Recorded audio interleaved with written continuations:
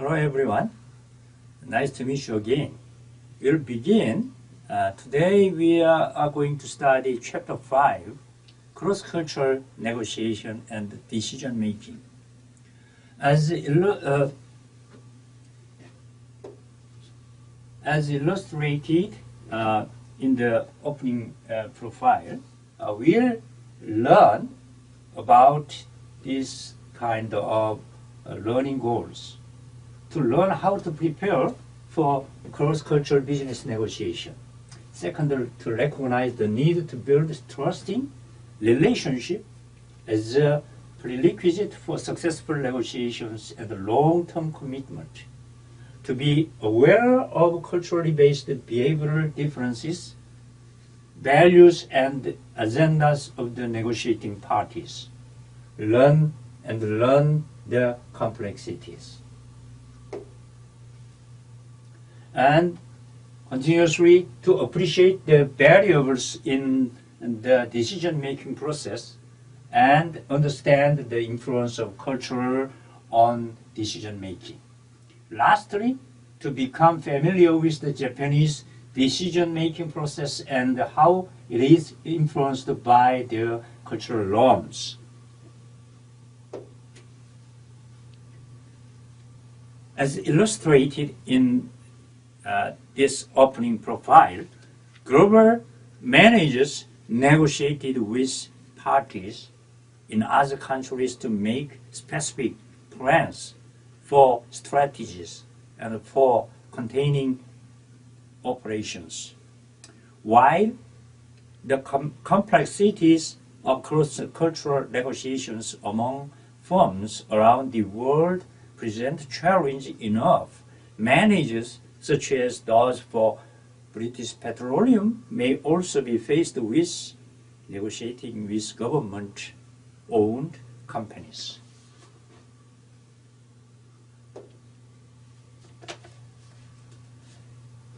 In early 2008, state intervention, investigations, and other allegations surfaced regarding labor and employment-related inquiries that pressured British Petroleum to hire more Russian staff. As of April 2009, TNK BP continued to struggle with its board's appointment and the selection of a CEO.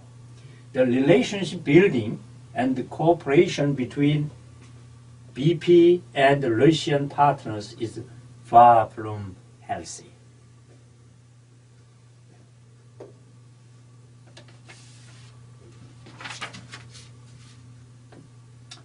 Okay, now let's talk about the negotiation.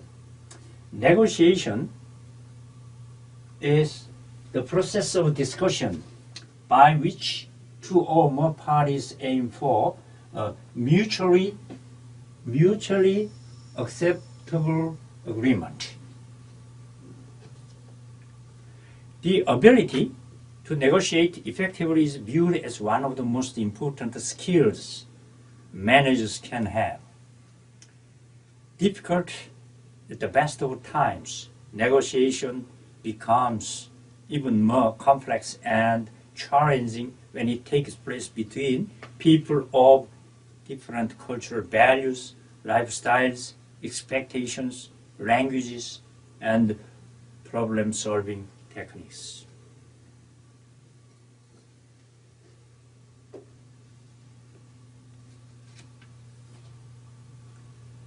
An additional problem is that there is often a great number of stakeholders involved in international negotiations.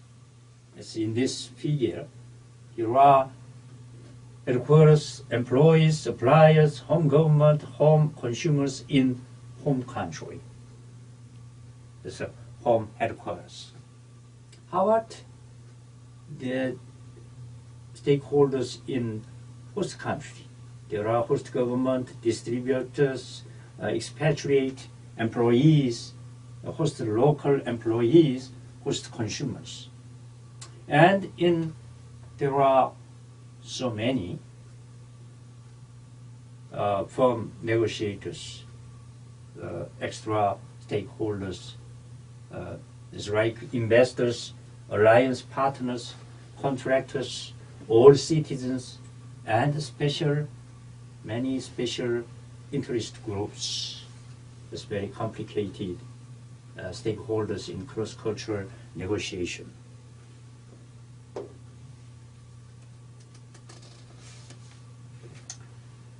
Negotiations generally proceed in 5 stages: preparation,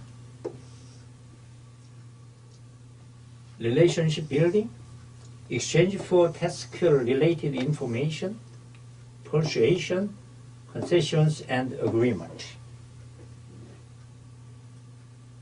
In reality, these stages may overlap and negotiators may temporarily revert back to a previous stage.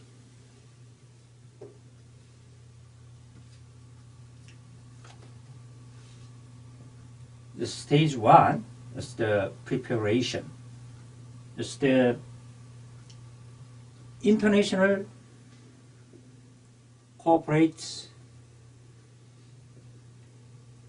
CSR, corporate social responsibility is more complex than domestic CSR because there are additional stakeholders in the firm's activities.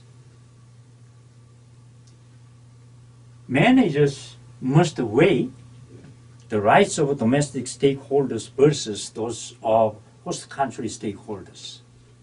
Most decisions will involve a trade-off between the rights of various stakeholders, at least in the short-term perspective.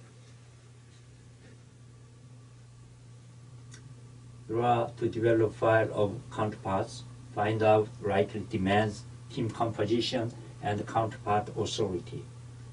As an example, Uzbekistan had to learn from scratch. And then how to choose a negotiation site. And British and French channel negotiation. It's a language problem.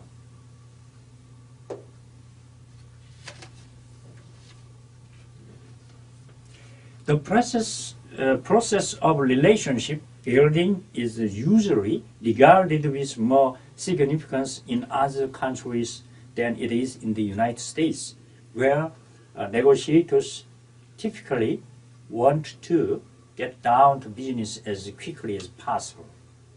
In many countries, personal commitment rather than the legal system from the basis of contract and enforcement, relationship building may entail social events, tours, ceremonies, and non-task sounding, a general polite conversation, and informal communication before the meeting. It usually is recommended that managers new to a given scenario use an intermediary, someone who already has the trust of the foreign managers and thus acts as a relationship bridge. Here are the relationship building examples. Yeah, it's a nemawashi. It's a non-task sounding. It's a free talking and conversation before formal contract. Here is an example. When UN Secretary General Kurt Waldheim arrived in Tehran to negotiate the hostage situation in 1980. He stated, "I have come as a mediator to work out a compromise." His statement essentially translates in Persian as, "I have come as a meddler to make you surrender your principles." Less than an hour later, his car was being stormed by angry Iranians. How important communication and the relationship building. Okay. In this stage, the exchanging task-related information, each side typically makes a presentation and states its position. Then there is a question and answer period as time, and alternatives are discussed. To Americans, this stage is straightforward, objective, efficient, and understandable. Negotiators from other countries, however, may continue to be indirect during this stage. Adler's research suggests that the most effective negotiators practice role reversal to show understanding of their counterpart's viewpoint. Doing so may open up a wider range of alternative solutions.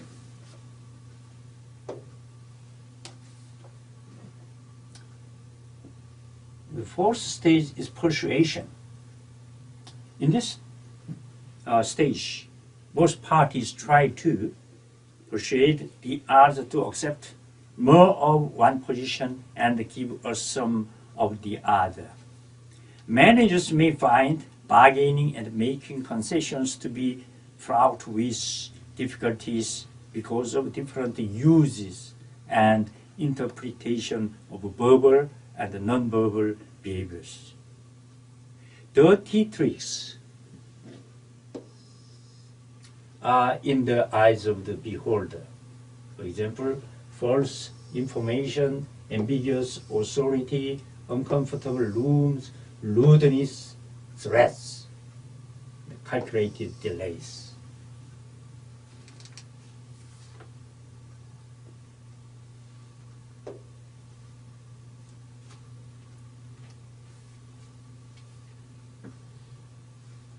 Well-prepared negotiators are awareness of various concession strategy across cultures and have decided ahead of time what their own strategy will be.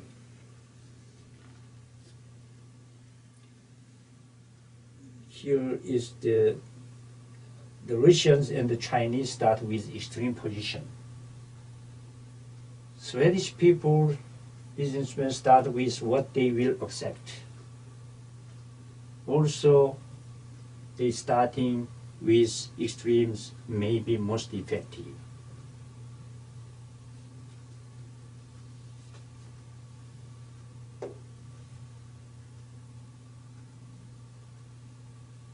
Let's see the cultural misunderstanding of joint venture in China. This case is a good illustration of the common concern that may cross-border joint ventures encounter problems because of the partners' differences in management styles. Corporate control and cross-cultural issues do not get recognized and resolved during the negotiation phase, and so continue to fester during the operation phase. Sino-French joint venture was formed in March 1995 by Group Danone and Hangzhou Wahaha Group Company and took the trademark name of Wahaha. Between 1996 and 2006, a number of issues and disputes took place within the joint venture company. Public laws erupted between the two companies when they kept on blaming each other for breach of contract. Then on Wahaha case became so much embroiled that Chinese and French government asked the companies to negotiate an amicable resolution.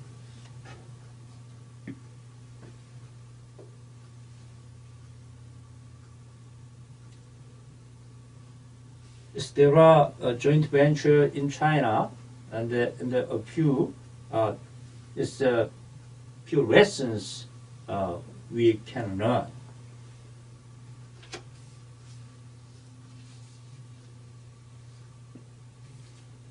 Cross-cultural misunderstandings and unfamiliarity with the joint venture partners were at the heart of the dispute.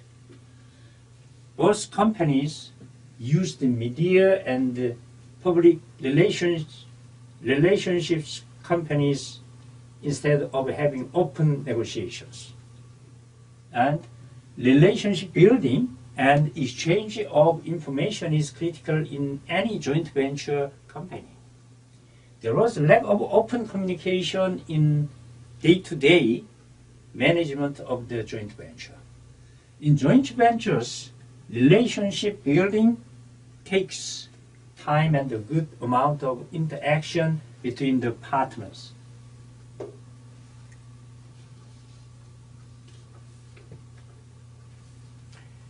This slide highlights some of the information and illustrates some differences in negotiation styles between the Japanese, North Americans, and Latin Americans.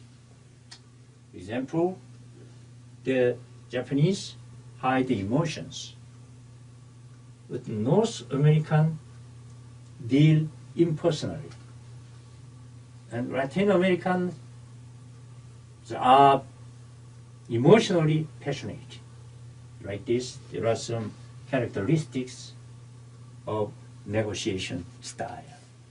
You can compare each styles, the different styles.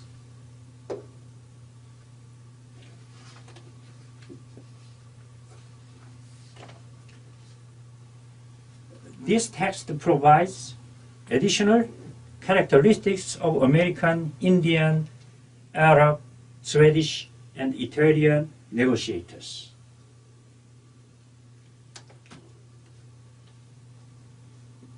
Okay, let's go.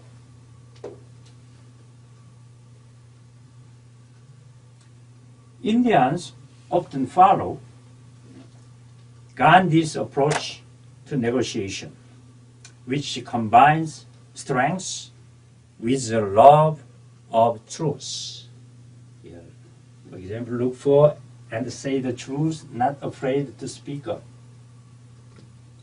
Exercise self-control, respect the other party, look for solution acceptable to all parties. They will change their minds, even at risk of seeming inconsistent and unpredictable. How about the Arabs?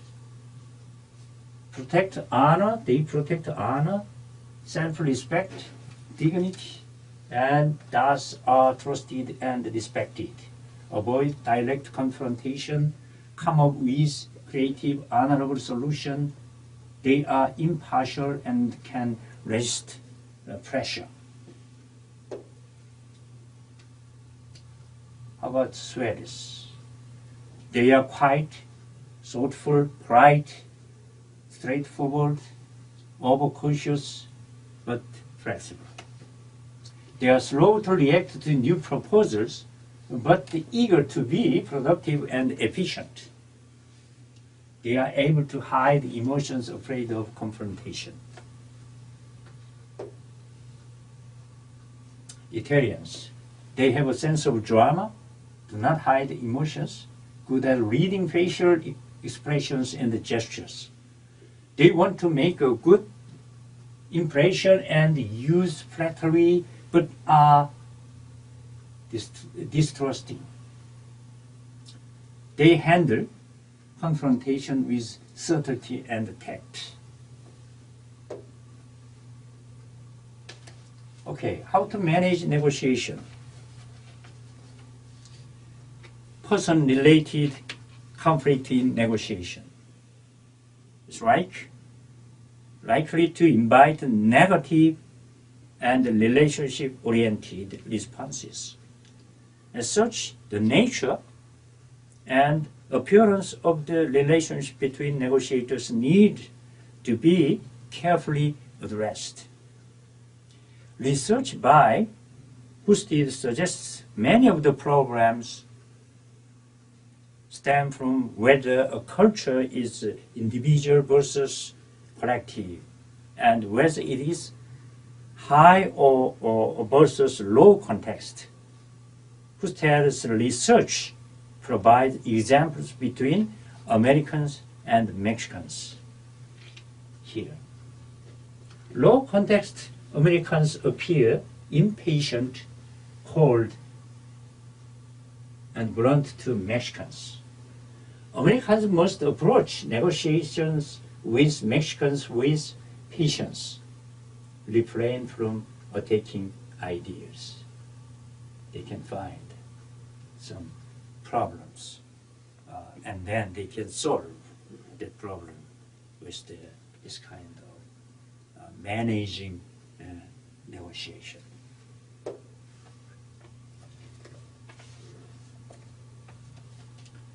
Successful management of negotiation requires the negotiator to go beyond the general issues and variables involved.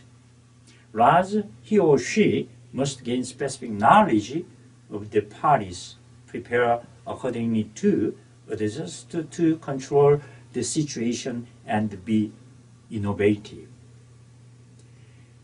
Research suggests that skillful negotiators tend to consider a wide range of options, pay greater attention to areas of common ground, make more comments regarding long-term issues, make fewer irritating comments, make counter-proposals less frequently, and use fewer reasons to back up arguments. They also practice active listening, asking questions, clarifying, understanding, and summarizing. The culture, they impact every task and trust level and goals of national goals and corporate goals like this. They are cross-cultural negotiation barriers.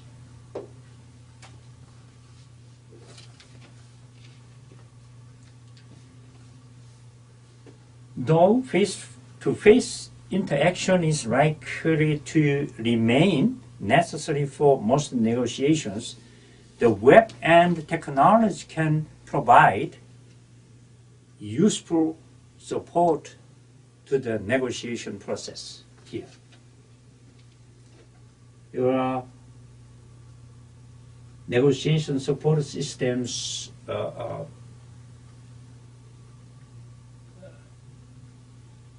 have this kind of characteristics to increase likelihood of agreement, to decrease direct and indirect costs, to maximize optimum outcomes. How about the web application? Web application provides support for phases and dimensions such as multiple issue, multiple party business transaction of a bilateral, and international dispute resolution, and international company negotiations and communication. So the international business managers use the internet to support negotiations.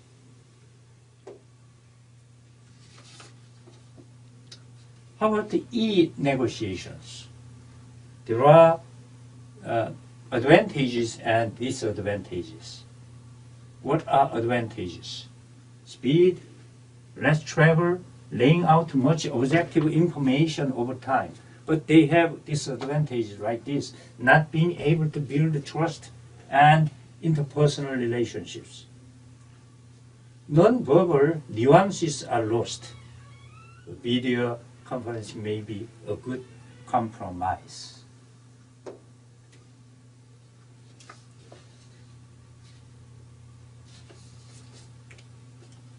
The process of negotiation used by the Chinese is often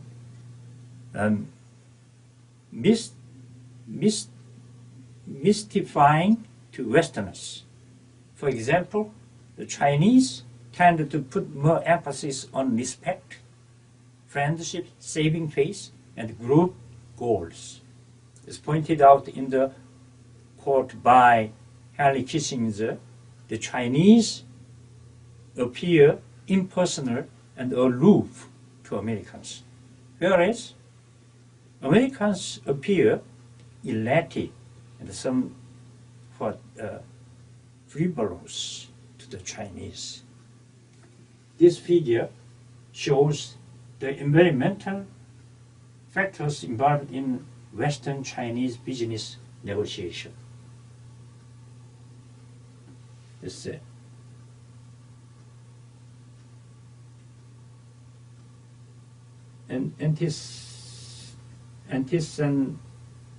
Antecedent factors negotiators profile international business negotiations. This makes here.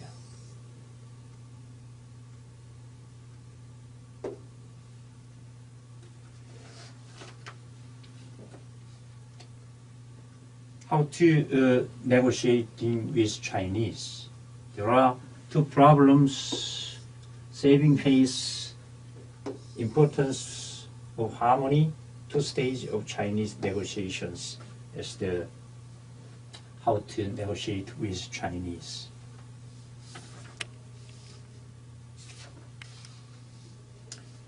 Two major areas of conflict with Chinese are their desire for large amount of detail about product characteristics and their apparent insincerity about reaching an agreement. Regarding the latter, the Chinese often have little authority to close a deal. They must report to the government, trade corporations, which often have a representative on the negotiation team. As such, Chinese negotiators are constrained within the framework of state planning and political ideas.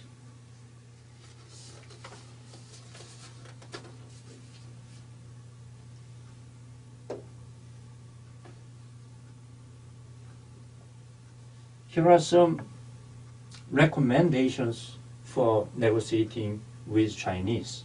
Okay, here let's see. Practice patience. Accept prolonged stalemate. Refrain from exaggerated expectations. Expect shaming. Resist blaming for difficulties. Understand Chinese cultural traits.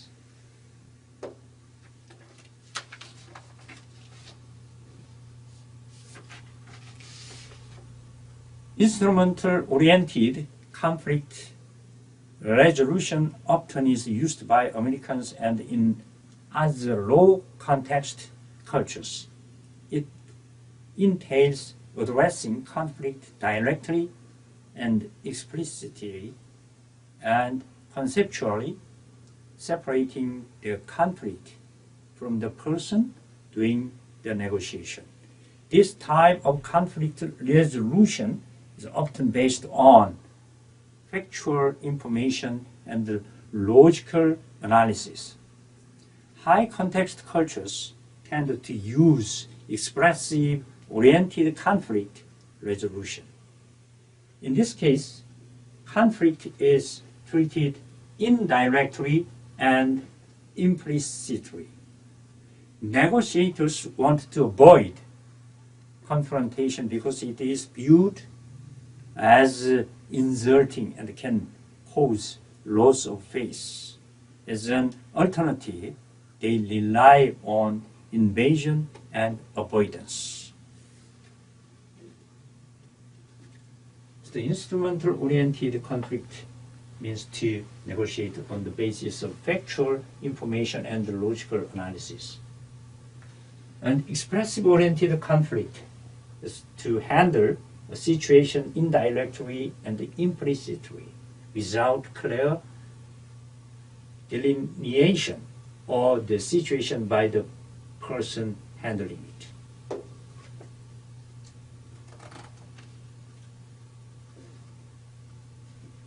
There are low context, the high context source of conflict.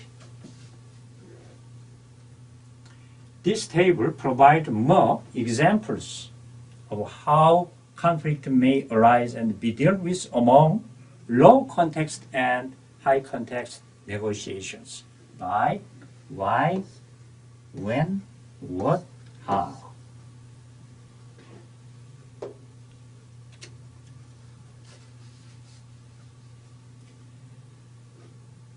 Negotiation represents a series of small and large decisions, from determining an initial position and fallback plans to deciding how to react and proceed during the negotiation process, to determining on what to agree or disagree. Decision-making also permits a manager's day-to-day routine. The extent to which decision-making is influenced by cultures varies among countries. For instance, Koreans who are more collectivistic tend to have more homogeneous models regarding decision-making. Individualistic Americans, however, tend to exhibit more varied decision patterns.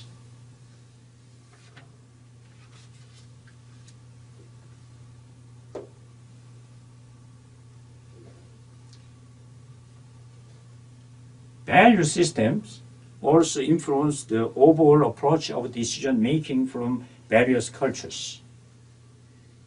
Utilitarianism tends to guide the behavior of Western managers who favor a short-term cost-benefit approach to decision-making. Alternatively, Chinese managers approach problems from the standpoint of moral idealism and favor long-term societal approaches to decision-making. In hierarchical societies such as Germany, Turkey, and India, authorization has to come from the upper echelon of management. Employees expect the boss to do the decision-making. Alternatively, decision-making in Sweden is more decentralized and participative. Japan tends to be very participatory and is known for bottom-up decision-making. Americans probably fall somewhere in the middle regarding the level of participatory decision-making, though they talk a great deal about its usefulness. As decision-making becomes more participatory, it often becomes slower. Non-service different cultures may have different approaches regarding the speed of decision-making.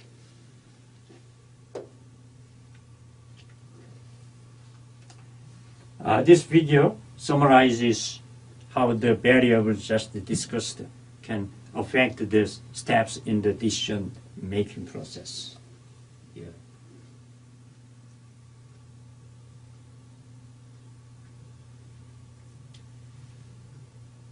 Problem definition, data gathering, consideration of alternative solution, decision, and implementation. This can be influenced by cultural variables for decision making.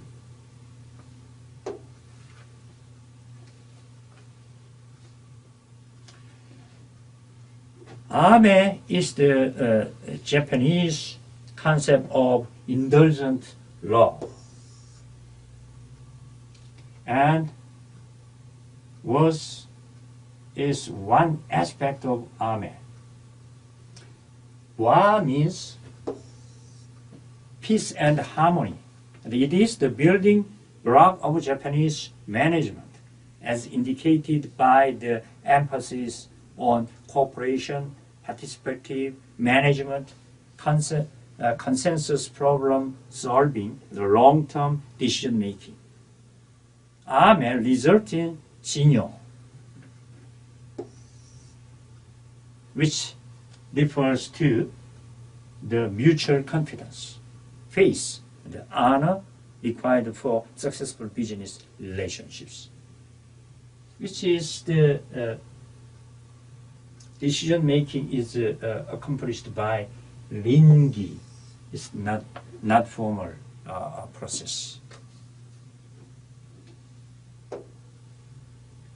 Okay, here, this figure shows the decision making process in Japanese companies. Here are, first there is proposal circulation. This process are informal consultation process. In Japanese language, it's the nemawashi process. And then, first is approval, third is approval, fourth is record. This process formal authorization procedure. Say in Japanese expression, it's a ringi process. Here. So here decision-making process in Japanese company. If you know this kind of decision-making process, you can make a right, good decision for your company as international business managers. Thank you for joining this chapter 5 lecture. See you again. Bye.